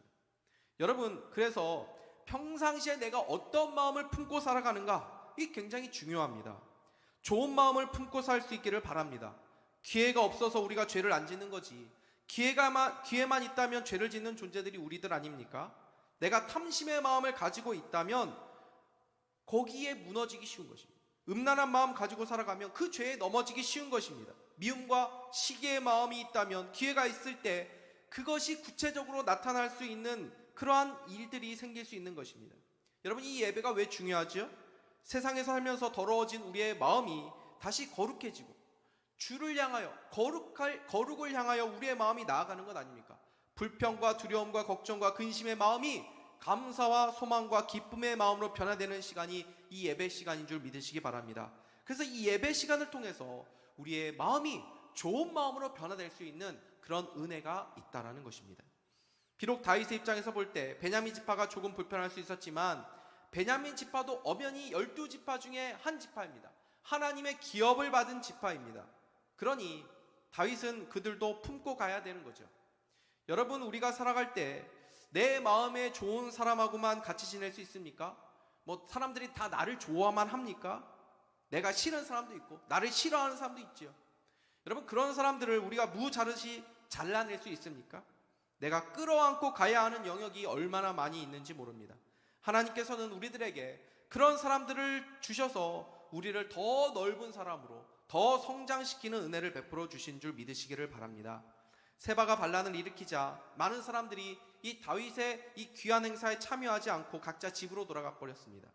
귀한 행사에 참여한 사람들은 유다 사람들 뿐이었습니다. 2절 말씀 보십시오. 이에 온 이스라엘 사람들이 다윗 따르기를 그치고 올라가 비그리의 아들 세바를 따르나 유다 사람들은 그들의 왕과 합하여 요단에서 예루살렘까지 따르니라. 이 성경에서 보면 구약 성경에 단에서 브엘세바까지라는 이 관용구적인 표현가 나오는데 그 표현은 이스라엘 전체를 표현하는 말입니다. 그런데 여기서는 지금 요단에서 예루살렘까지라고 되어 있죠. 이것은 우리나라를 빗대어서 말하면은 뭐 시청에서 한강까지, 그러니까 매우 제한적인 구역을 가리키는 표현입니다. 그러니까 다윗을 따르는 자들이 매우 제한적이었다는 거죠. 여러분, 지금 압살롬 반역을 제압한 지 얼마 되지 않은 상황입니다. 그리고 대다수의 국민이 다윗의 등을 지금 돌리고 있는 상황이죠. 그러니까 다윗 마음이 지금 급해진 것 같습니다. 그래서 다윗은 즉각적으로 새로운 군대장관 아마사에게 이 군대를 모으라고 지시합니다. 4절 말씀 보십시오. 왕이 아마사에게 이르되 너는 나를 위하여 3일 내로 유다 사람을 큰 소리로 불러 모으고 너도 여기 있으라 하니라. 이 당시에는 이 그냥 직업적으로 군인을 했던 이 상비군들이 많지가 않았습니다. 뭐 전쟁이 일어나면은 일하다가 백성들이 또 무기를 들고 싸우고, 그 전쟁이 그치면 다시 자기의 갈 길로 가가지고 다시 일상으로 돌아가는 그런 시대였단 말이죠. 그러니 다윗이 3일 동안 빨리 백성들을 좀 불러 모아라, 이런 명령을 이 아마사에게 내린 것입니다. 근데 어찌된 일이지 이 아마사가 3일 동안에 이 일을 해결을 하지 못합니다. 이 사람들이 불러 모아들이지는 못하는 것입니다. 여러분, 아마사가 누구입니까? 다윗과 이 압살롬과의 싸울 때 압살롬의 편에 섰던 이 군대 장관이었습니다. 그러니 어쩌면 이 유다 사람들, 이 다윗 지파 사람들 아닙니까? 그러니까 이 유다 사람들은 이 아마사를 평상 이렇게 군사령관으로 앉혀놓은 것들에 대해서 별로 이렇게 좋지 않은 마음이 있었을지도 모릅니다. 그러니까 아마사가 이 일을 제대로 수행을 하지 못했던 상황이었을지도 모릅니다. 어쨌든 아마사가 이 일을 제대로 수행하지 못하니까 다윗이 급한 마음에 이제 아비새에게 명령을 내리죠. 6절 말씀 보십시오. 다윗이 이에 아비새에게 이르되 이제 비그리의 아들 세바가 압살롬보다 우리를 더 해하리니 너는 내 주의 부하들을 데리고 그의 뒤를 쫓아가라. 그가 견고한 성읍에 들어가 우리들을 피할까 염려하노라 하매. 여러분, 원래 다윗의 충신, 다윗의 군사령관은 누구였냐면 요압이었거든요. 요압이 이제 사울왕 때부터 이렇게 싸우면서 이렇게 다윗왕을 보필하지 않았습니까? 근데 이제 압살롬과의 이제 반란을 해결하면서 다윗 왕이 이 요압을 끌어내리고 아마사를 이제 사령관으로 새롭게 임명을 한 것 아닙니까? 근데 아마사가 이 일을 제대로 못하니까 이 요압을 다시 부르지는 않고 이 요압의 동생인 아비새에게 명령을 내린 거죠. 왜냐하면 끝까지 이 요압을 정리하고 싶었던 것입니다. 근데 이 아비새에게 명령을 내렸는데 이 요압의 동생이니까 요압이 움직이기 시작합니다. 아비새하고 가까우니까 슬그머니 이 아비새의 군대에 요압 조직이 합류한 것입니다. 그리고 이 혼란한 시기를 틈타서 요압은 개인적인 복수를 합니다. 그래서 뜬금없이 다윗이 새롭게 임명한 아마사를 죽여버립니다. 9절에서 10절 말씀 보십시오. 요압이 아마사에게 이르되 내 형은 평안하냐 하며 오른손으로 아마사의 수염을 잡고 그와 입을 맞추려는 체하며 아마사가 요압의 손에 있는 칼은 주의하지 아니한지라. 요압이 칼로 그의 배를 찌르매 그의 창자가 땅에 쏟아지니 그를 다시 치지 아니하여도 죽으니라. 아마사하고 요압은 이제 이종사촌 관계거든요. 그러니까 원래부터 좀 가깝고 잘 아는 사이였습니다. 그러니까 요압이 아마사에게 친근하게 행세하면서 안부를 묻으면서 이렇게 나아가니까 이 아마사도 경계를 하지 않고 요압을 가까이 맞이한 것입니다. 근데 그 순간 요압이 칼로 힘껏 찔러가지고 두 번 찔러지 않아도 그냥 죽게끔 이러한 일이 일어난 거죠. 여러분, 이런 모습을 보면 요압이 얼마나 강교하고 잔인한 인물인지를 알 수 있습니다. 성경에서 이 요압의 행적들을 보게 되면 요압은 좋은 평가를 받은 인물이 아닙니다. 다윗 편에서 이 다윗을 많이 도와준 것 같지만 다윗에 대한 어떤 충성심으로 도와주었다기보다는 자신의 야망을 이루기 위해서라면 물불을 가리지 않는 그런 사람이었던 것을 보게 됩니다. 특별히 그는 사람을 죽이는 것을 어려워하지 않는 잔인하고 난폭한 성격 가진 인물이었던 것을 알게 됩니다. 지금 이 요압이 이 아마사를 죽인 것이 벌써 4번째죠. 첫 번째는 이제 아브넬을 죽였고, 두 번째는 간접적이지만 이 우리아를 내몰아서 죽였고, 세 번째는 압살롬을 죽이지 않았습니까? 그리고 지금 아마사까지 죽인 것입니다. 요압이 아마사를 죽인 이유는 여러 가지로 이제 추정을 할 수가 있습니다. 자기 자리를 아마사가 차지한 것에 대한 어떤 질투심과 시기심의 발로였을 수도 있고, 또 압살롬 편에서 싸운 아마사를 나름대로 자기가 이거는 정의로운 일 아니냐, 어떻게 압살롬의 편에서 싸운 이 아마사를 그냥 둘 수 있지 하면서 그 나름대로의 어떤 심판으로 그렇게 아마사를 제거했을 수도 있습니다. 그러나 그것이 어떤 이유였든지 간에 중요한 것은 그는 하나님께 맡기지 않고 자기의 칼로 자기가 원하는 것을 이루려고 한 사람이었다는 것입니다. 결국 그의 인생이 어떻게 맞춰지게 됩니까? 반역에 가담해가지고 결국 칼에 죽임을 당하게 되죠. 예수님께서 말씀하신 것처럼 칼을 가지는 자는 칼로 망하게 된 것입니다. 요압에게 칼은 자신의 성공을 이루는 도구였습니다. 우리에게도 저마다의 무기가 있을 수 있지요. 우리가 칼이 어떤 돈일 수도 있고, 우리가 갖고 있는 칼이 또는 권력일 수도 있고, 내가 가진 배경일 수도 있고, 내가 가진 재능일 수도 있습니다. 근데 중요한 것은 내가 어떤 무기를 가지고 있는가가 하는 것이 아닙니다. 칼이 문제가 아니라 그 칼을 다루는 마음, 그 사람의 마음이 문제인 것입니다. 요압의 마음에는 분노와 시기와 교만함과 야망으로 가득 차 있었습니다. 그래서 그 칼이 선하게 쓰여지지 못한 것입니다. 우리가 가진 도구를 잘 사용하기 위해서는 먼저 우리의 마음이 선해야 됩니다. 우리 안에 죄가 해결이 되어야만 합니다. 그래서 우리가 어떤 무기를 내가 가져야 되느냐, 이게 중요한 것이 아니라 우리가 어떤 도구를 가진다고 하더라도 그것이 하나님 앞에서 바르게 사용될 수 있는 사람이 먼저 되어야 한다는 것입니다. 요압이 아마사를 죽인 후에 모든 주도권을 쥐고 이제 반역자 세바를 잡으러 가죠. 그는 거침이 없습니다. 세바가 숨어있는 성읍에 가서 그 성읍을 완전히 초토화시키려고 마음을 먹습니다. 그래서 토벽을 쌓아서 본격적으로 성을 공격할 준비를 합니다. 이때 한 지혜로운 여인 한 사람이 위험을 무릅쓰고 요압을 부르고 그와의 대화를 요청합니다. 19절에서 22절 말씀 보십시오. 나는 이스라엘의 화평하고 충성따진 자 중 하나이거늘 당신이 이스라엘 가운데 어머니 같은 성을 멸하고자 하시는도다. 어찌하여 당신이 여호와의 기업을 삼키고자 하시나이까 하니 요압이 대답하여 이르되 결단코 그렇지 아니하다. 결단코 그렇지 아니하다. 삼키거나 멸하거나 하려 함이 아니니 이 일이 그러한 것이 아니니라. 에브라임 산지 사람 비그리의 아들 그의 이름을 세바라 하는 자가 손을 들어 왕 다윗을 대적하였나니 너희가 그만 내주면 내가 이 성벽에서 떠나가리라 하니라. 여인이 요압에게 이르되 그의 머리를 성벽에서 당신에게 내어 던지리이다 하고 이에 여인이 그의 지혜를 가지고 모든 백성에게 나아가며 그들이 비그리의 아들 세바의 머리를 베어 요압에게 던진지라. 이에 요압이 나팔을 불매 무리가 흩어져 성읍에서 물러나 각기 장막으로 돌아가고 요압은 예루살렘으로 돌아와 왕에게 나아가니라. 아멘. 이 여인이 지금 그냥 하는 말이 아닙니다. 율법의 근거에서 지금 이 말을 하고 있습니다. 신명기 20장 10절에서 12절 보면은 이런 말씀이 있습니다. 내가 어떤 성읍으로 나아가서 치료할 때에는 그 성읍에 먼저 화평을 선언하라. 그 성읍이 만일 화평하기로 회답하고 너를 향하여 성문을 열거든 그 모든 주민에게 내게 조공 바치고 너를 섬기게 할 것이요 만일 너와 화평하기를 거부하고 너를 대적하여 싸우려 하거든 너는 그 성읍을 애워쌀 것이니. 여러분, 우리나라도 그 법치주의 국가 아닙니까? 그러니까 모든 일들을 법에 따라서 해야지 되는 것이지요. 마찬가지로 이스라엘은 율법이 다스리는 나라입니다. 그러니까 모든 일들을 다 율법을 따라서 행해야 되는 것입니다. 근데 지금 요압은 이 율법을 지금 준수하고 있지 않습니다. 율법을 따르면 이 성을 공격하기 전에 먼저 화평을 도모하는 과정을 가져야 된다는 것입니다. 무조건 힘이 있다고 해가지고 그냥 가가지고 짓밟고 유혈사태를 만들지 말고 생명을 다치게 하지 말고 먼저 대화의 과정을 가져라. 이 하나님께서 주신 말씀이었습니다. 그래서 지금 지혜로운 여인이 이 조항을 들고 이야기한 것이지요. 특별히 어머니 같은 성을 멸하고자 하시는도다. 어찌하여 여호와의 기업을 삼키고자 하시나이까 하면서 요압이 지금 하는 이 일은 하나님을 대적하는 일이라고 지금 선언하고 있는 것입니다. 그러니까 요압은 율법의 원리와 신학적인 어떤 교리로 논리적이고 또 설득력을 가지고 하는 이 말을 하는 여인의 앞에서 할 말을 잃어버린 것입니다.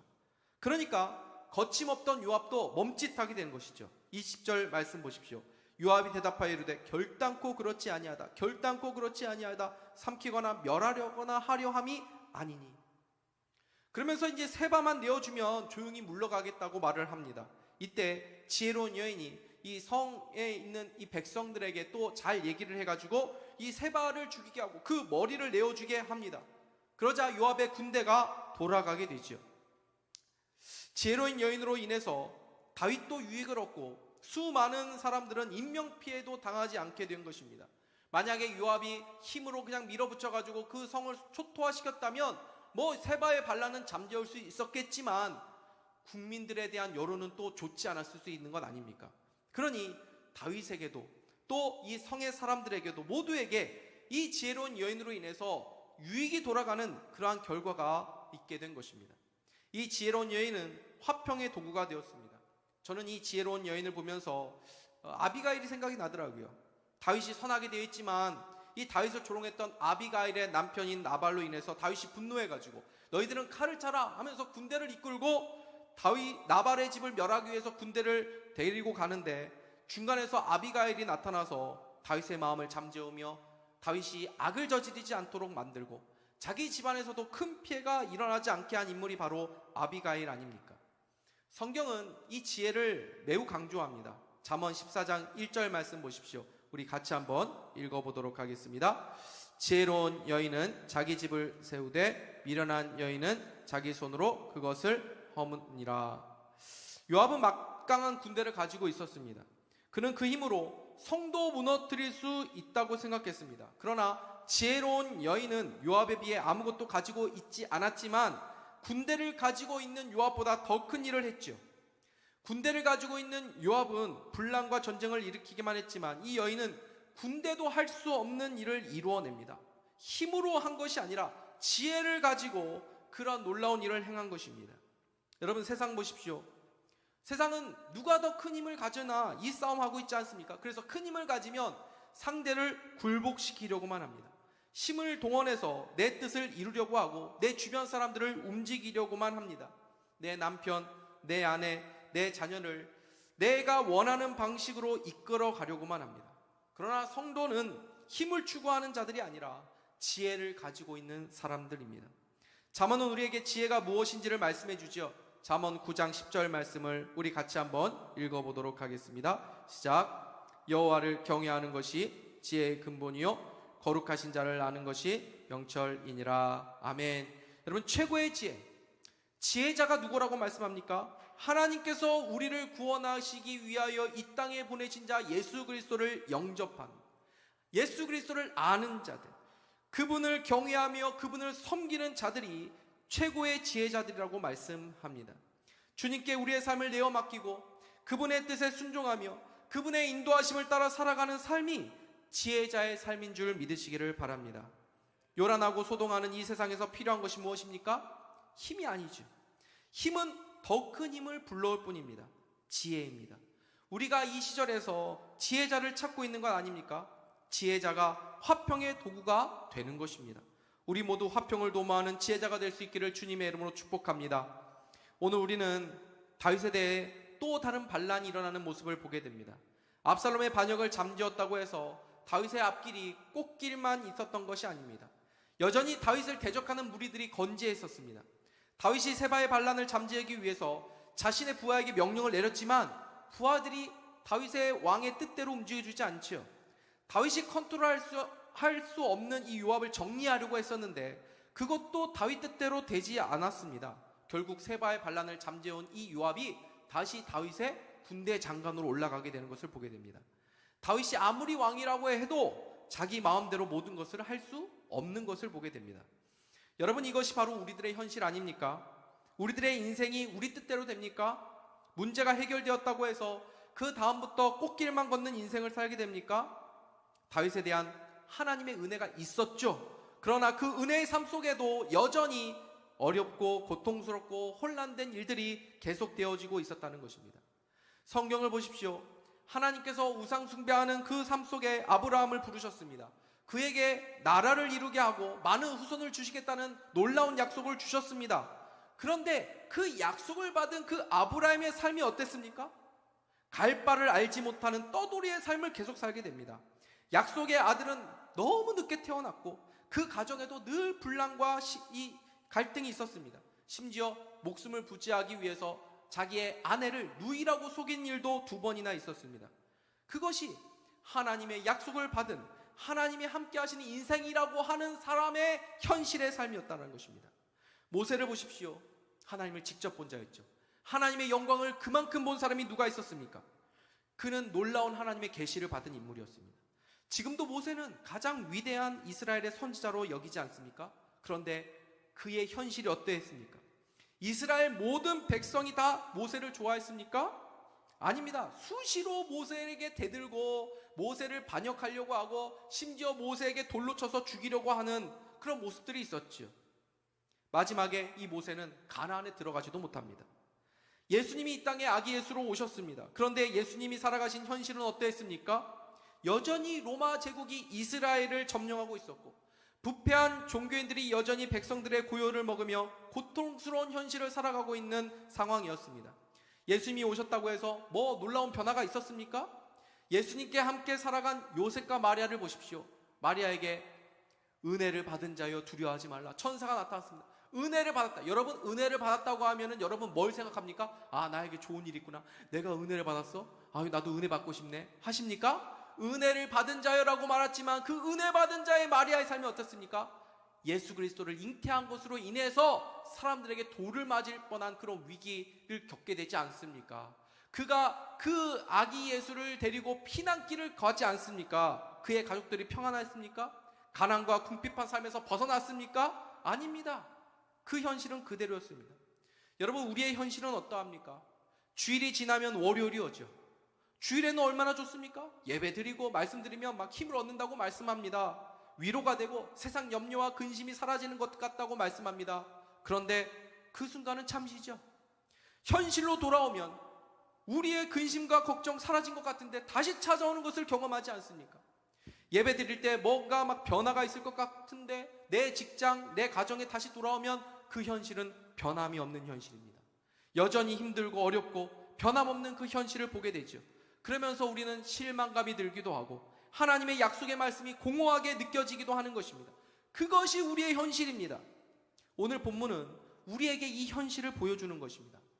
신앙생활은 뜬구름 걷는 삶이 아니라는 것입니다. 압살롬의 반역이 끝났다고 다윗의 인생이 꽃길만을 걸어가는 인생이 아니라는 것입니다. 또 다른 반란이 일어나고 여전히 다윗을 대적하는 무리들이 건재하고 있다는 것입니다. 그렇다고 다윗의 인생이 하나님의 은혜가 없다는 것입니까? 그것도 아니라는 것입니다. 우리가 고통스러워하는 현실도, 우리가 잠시 기쁨을 누리고 은혜를 누리는 이 시간도 모두 하나님의 손 안에 있는 현실들입니다. 우리가 찬양을 부르죠. 한없는 주의 은혜 온 세상 위에 넘칩니다. 가릴 수 없는 주의 영광 온 땅에 충만합니다. 우리가 원하지 않는 상황도, 또 우리가 아파하는 현실도 하나님의 은혜 안에 있다는 것입니다. 그 모든 현실은 하나님의 현실이고 하나님의 영광 가운데 있다는 것입니다. 세상은 고진감래, 고난 끝에 즐거움이 온다라고 말하면서 고난을 나쁜 것이라고 생각을 합니다. 그러나 신자들은 고난을 바라보는 관점, 우리가 바라보는 이 현실을 보는 관점이 다른 것입니다. 우리는 고난이 지나가면 복이 온다고 믿는 것이 아니라 그 고난 속에서도 하나님의 은혜를 발견하고 믿음으로 그 고난을 이길 힘을 누리며 살아가는 것입니다. 아프고 고통스럽고 죽음의 위협까지 있는다 할지라도 우리의 기쁨과 우리의 감사와 우리의 은혜는 무엇입니까? 그 모든 것을 넉넉히 이기고 승리할 수 있는 은혜와 감사인 줄 믿으시기 바랍니다. 여러분, 하나님은 오늘 이 예배를 통해 이 우리의 삶 속에도 하나님의 말할 수 없는 은혜가 있고 이 모든 시간이 하나님의 시간이었다는 것을 말씀하고 계신 것입니다. 오늘 이 모든 삶 속에 믿음으로 하나님의 은혜를 발견하고 다가올 시간을 소망으로 바라보며 또 주님과 동행하는 삶을 살아가는 자들이 지혜로운 사람이라는 것을 말씀하고 계신 것입니다. 한 해를 돌아볼 때 여러분, 어쩌면 기쁘고 감사한 일보다는 지난하고 피곤하고 지치고 힘든 일들이 더 많았던 우리의 현실이었을지도 모릅니다. 그러나 오늘 말씀은 그 가운데도 놀랍고 헤아릴 수 없는 하나님의 은혜가 있었다는 것을 말씀하고 계시며, 그러므로 말미암아 다가올 우리의 해에도 다시 한번 소망으로 바라보라는 것을 말씀하고 있다는 것을 기억하시면서 우리의 모든 현실 속에서 하나님의 은혜와 영광을 발견하며 믿음으로 살아가는 저와 여러분 다 될 수 있기를 주님의 이름으로 축복합니다. 기도하겠습니다. 하나님 아버지, 감사합니다. 오늘도 말씀을 통해서 우리들의 현실 속에 하나님의 은혜를 다시금 바라볼 수 있도록 인도해 주신 것을 감사합니다. 지치고 때로는 낙심이 들고 또 하나님의 약속이 허망하게 느껴지는 우리의 현실이라 할지라도 오늘 이 말씀을 통해서 다시 한번 믿음으로 살아날 수 있는 힘과 능력을 더딥혀 주신 것을 감사하오니 하나님, 이 믿음으로 다시금 새 힘으로 나아갈 수 있는 우리 모두가 될 수 있도록 축복하여 주시옵소서. 예수 그리스도의 이름으로 기도하옵나이다. 아멘. 우리 찬송가 486장 찬양하도록 하겠습니다.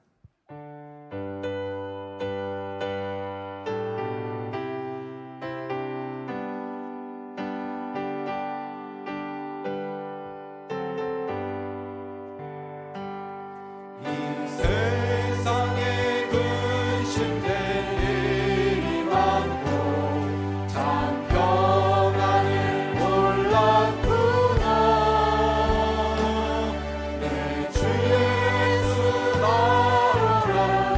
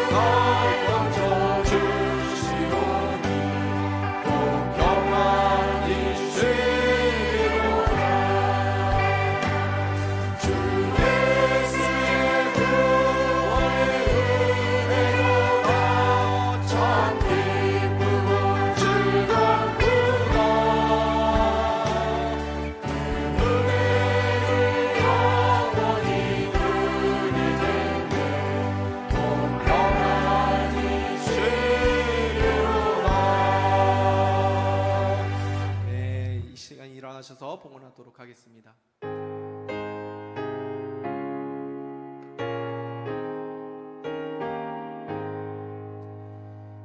진리와 생명 되신 주, 이 몸을 바치옵니다.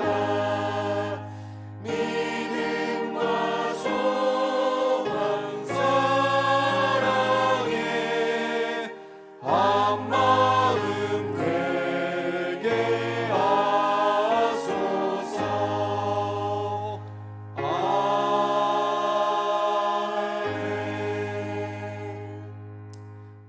이 시간 우리에게 하나밖에 없는 독생자 예수 그리스도를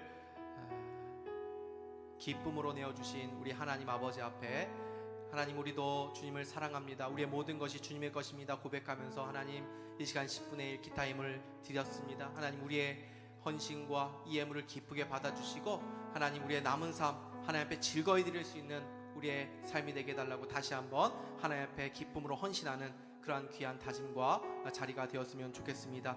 또한 이 시간 말씀 붙잡고 같이 한번 기도하도록 하겠습니다. 하나님 오늘 다윗의 이야기 속에서 우리의 현실을 보게 됩니다.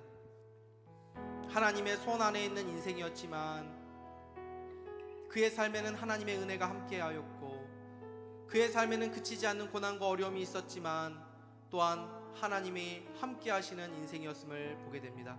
하나님 이것이 바로 우리가 살아가는 현실입니다. 이 현실에도 하나님의 손 안에 있는 현실임을 이 시간 고백합니다. 하나님의 영광은 온 땅 위에 충만하고 하나님의 은혜는 우리의 삶에 충만함을 고백합니다. 이 믿음으로 우리에게 주어진 현실을 다시 바라보게 하시고 하나님의 은혜에 감사하며 살아가는 인생 되게 하여 주시옵소서. 하나님 우리의 삶을 통해서 화평을 이룰 수 있도록 하나님 우리에게 또한 지혜를 허락하여 주시옵소서. 이 시간 하나님의 은혜를 구하면서 말씀을 붙잡고 우리의 기도 제목을 하나님 앞에 아뢰면서 이 시간에 같이 한번 주여 한번 부르짖고 기도하는 시간 갖도록 하겠습니다. 기도하시겠습니다. 주여 하나님 아버지 이 시간에 하나님을 다시금 바라보게 하여 주신 것을 감사합니다. 하나님 아버지 우리가 살아가는 이 현실 가운데도 하나님의 은혜가 함께하고 있음을 다시 한번 깨닫게 하여 주신 것을 감사합니다. 하나님 아버지 우리의 삶에 우리의 어려움이 있지만 그 모든 것도 하나님의 손 안에 있는 것이지만 하나님이 안에 그를 붙잡고 계시고 하나님 우리를 다루시는 손길 가운데 있음을 하나님 아버지 다시 한번 바라보게 하여 주옵소서.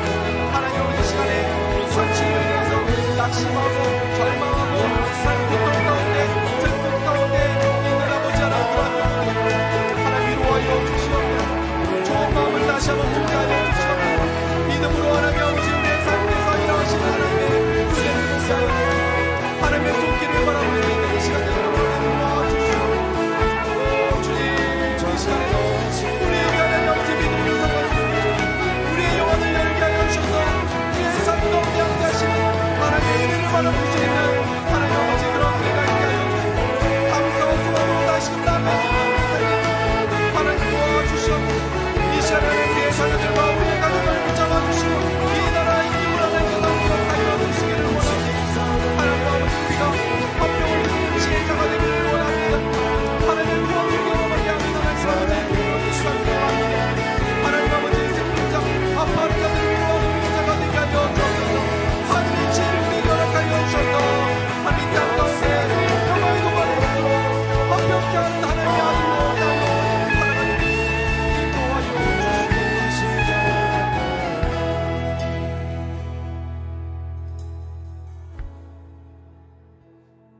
하나님 이 시간에도 예배를 통하여 하나님 음성 듣게 하시고 믿음의 시선으로 우리의 모든 상황과 현실을 바라볼 수 있도록 인도해 주신 주님을 찬양합니다.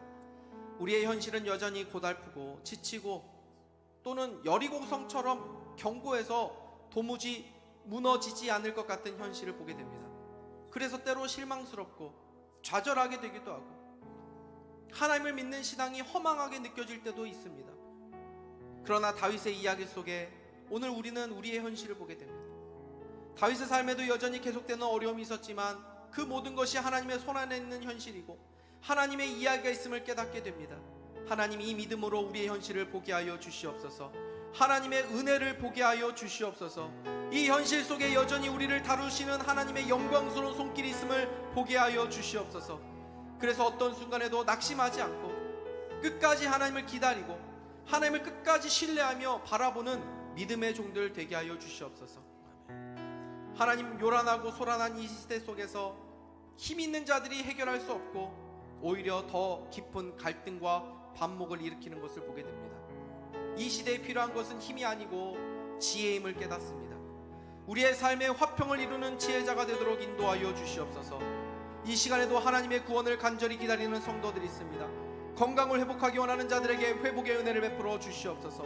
슬픈 자, 마음이 상한 자를 위로하여 주시고 좋은 마음을 품을 수 있도록 인도하여 주시옵소서. 하늘의 지혜를 구하는 자들에게 지혜를 주셔서 화평의 도구가 되게 하여 주시고 하나님의 인도하심을 경험하게 하여 주시옵소서. 가난하고 외로운 자들에게 하나님의 돌보심의 은혜를 베풀어 주시옵소서. 이 나라를 주님께서 붙잡고 계신 줄 믿습니다. 이 나라, 이 민족이 하나님 나라 되게 하시고 정의와 공의가 강물처럼 흐르며 하나님의 영광이 충만한 나라 되게 하여 주시옵소서. 어두운 이 시대에 주의 교회가 일어나 빛을 발하게 하여 주시옵소서. 이 시간 주님께 우리의 마음을 담아 예물 드립니다. 이 예물과 우리의 삶이 주님의 기쁨 되게 하시고 주의 나라와 영광을 나타내며 영혼을 살리는 도구가 되게 하여 주옵소서.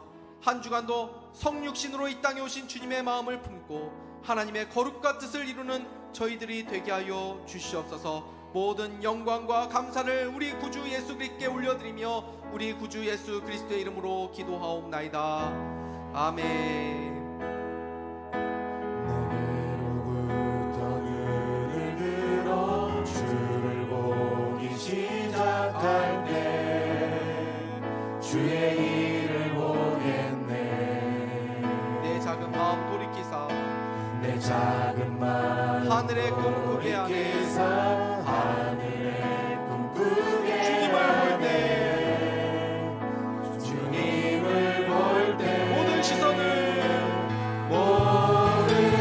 시선을 주님께 드리고 살아계신 하나님을 느낄 때 내 삶은 주의 역사가 되고 하나님이 일하기 시작하네. 가슴에 손을 대고 성령이 나를 변화시켜 성령이 나를 변화시켜 모든 두려움 사라질 때 주의 일을 보겠네. 황폐한 가운데서 주님을 알게 돼. 주님을 볼 때 시선을 주님께 드리고 주님께 드리고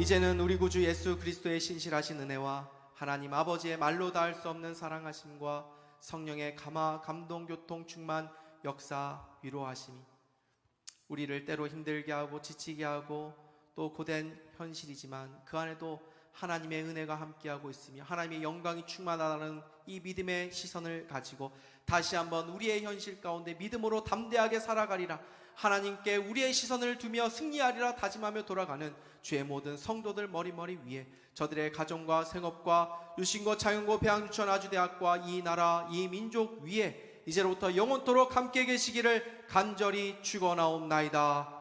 아멘.